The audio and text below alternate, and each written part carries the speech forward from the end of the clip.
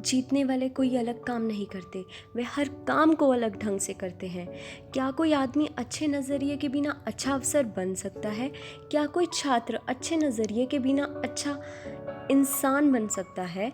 क्या माँ बाप, शिक्षक, सेल्समैन, मालिक या कर्मचारी अच्छे नज़रिए के बगैर अपना किरदार अच्छी तरह निभा सकते हैं? हमारा क्षेत्र चाहे जो भी हो, कामयाबी की बुनियाद तो नज़रिया ही होता है। हफीज़ अफ्रीका का एक किसान था। वह अपनी ज़िंदगी से खुश और संतुष्ट था। हफीज़ खुश इसलिए था कि वह संतुष्ट था।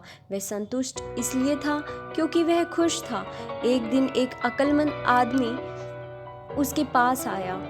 उसने हफीज़ को हीरो के महत्व और उनसे जुड़ी ताकत के बारे में बताया।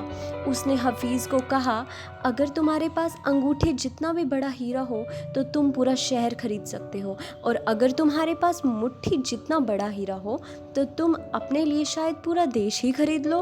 वह अक्लमंद आदमी इतना कहकर चला गया। उस रात हफीज़ सो नहीं सका। वह असंतुष्ट हो चुका था, इसलिए उसकी खुशी भी ख़त्म हो चुकी थी। दूसरे दिन सुबह होते ही हफीज़ ने अपने खेतों को बेचने और अपने परिवार की देखभाल का इंतज़ाम किया और हीरे खोजने के लिए रवाना हो गया।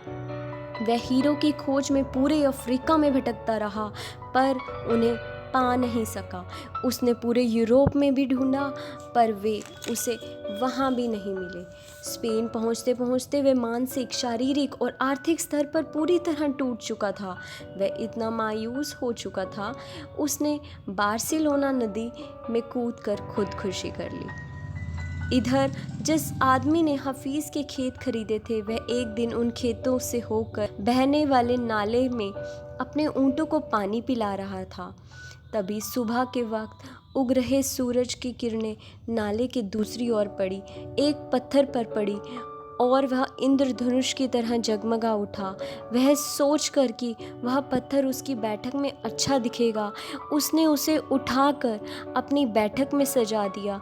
उसी दिन दोपहर में हाफिज़ को हीरो के बारे में बताने वाला आदमी खेतों के इस नए मालिक के पास आया।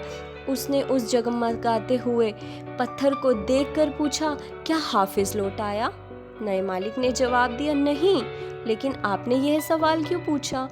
अक्लमंद आदमी ने जवाब दिया, क्योंकि यह हीरा है, मैं उन्हें देखते ही पहचान जाता हूँ।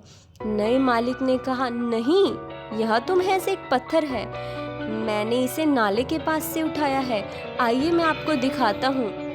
वहाँ पर ऐसे बहुत सारे पत्थर पड़े हुए हैं। उन्होंने वहाँ से नमूने के तौर पर बहुत सारे पत्थर उठाए और उन्हें जांचने परखने के लिए भेज दिया। वे पत्थर हीरे ही साबित हुए। उन्होंने पाया कि उस खेत में दूर दूर तक हीरे दबे हुए थे। इस कहानी से हमें क्या सीख मिलती है?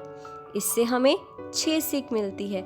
जब हमारा नज़रिया सही होता है तो हमें महसूस होता है कि हम हीरो से भरी हुई ज़मीन पर चल रहे हैं। मौके हमारे पाँव तले दबे हुए हैं। दूसरों की खेत की घास हमेशा हरी लगती है। जिन्हें मौके की पहचान नहीं होती, उन्हें मौके का खटखटाना शोर लगता है। मौका जब आता है तो लोग उसकी अहमियत नहीं पहचानते।